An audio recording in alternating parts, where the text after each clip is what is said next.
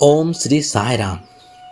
भगवान श्री सत्य साई बाबा प्रेम वाहिनी भाग 4 में कहते हैं, क्या इत्र का बोझ ढोने से गधा हाथी बन सकता है? क्या चंदन की लकड़ी की गठरी उठाने मात्र से गधा हाथी में बदल जाता है? गधा तो केवल बोझ का भार महसूस करता है, उसकी सुगंध को नहीं समझ पाता, जबकि हाथी को भार की कोई परवाह नहीं होती। वह तो चंदन की मधुर सुगंध का आनंद लेता है। ठीक इसी प्रकार सच्चा साधक, सन्यासी या भक्त केवल शुद्ध सत्य, सत्कर्मों का सार, ईश्वरवत तत्व का भाव तथा शास्त्रों, वेदों और उपनिषदों का वास्तविक तत्व ही ग्रहण करता है। इसके विपरीत जो व्यक्ति केवल विद्वता, तर्क वितर्क और वाद विवाद के लिए शास्त्रों का सहारा लेता है, वह सत्य की सुगंध को खो देता है और केवल तर्क का बोझ ढोता रहता है।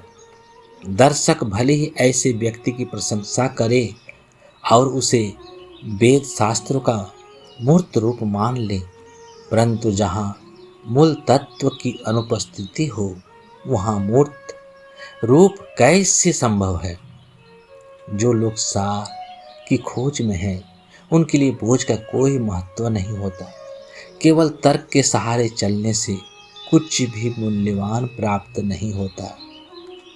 प्रभु के निरंतर स्मरण का एकमात्र महान साधन प्रेम है।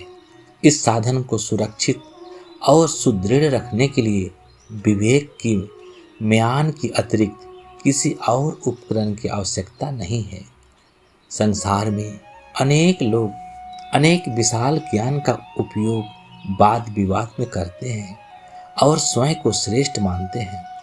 यह एक बड़ी भूल है। यदि वे वास्तव में विद्वान होते तो इतना वाद विवाद होता ही नहीं। वे मौन को ही सम्मानजनक मार्ग मानते हैं, क्योंकि सच्चे विद्वानों ने वेदों, शास्त्रों और उपनिषदों के सार का अनुभव कर लिया होता है। वे जानते हैं कि उस सार का स्वभाव, उसका मूल्य और उसमें निहित ईश्वर तत्व की पवित्रता एक ही है, चाहे उसे किसी भी रूप में अनुभव किया जाए।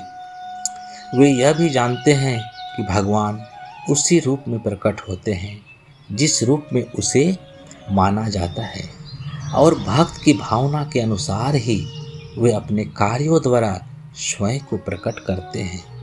ओम श्री साई राम।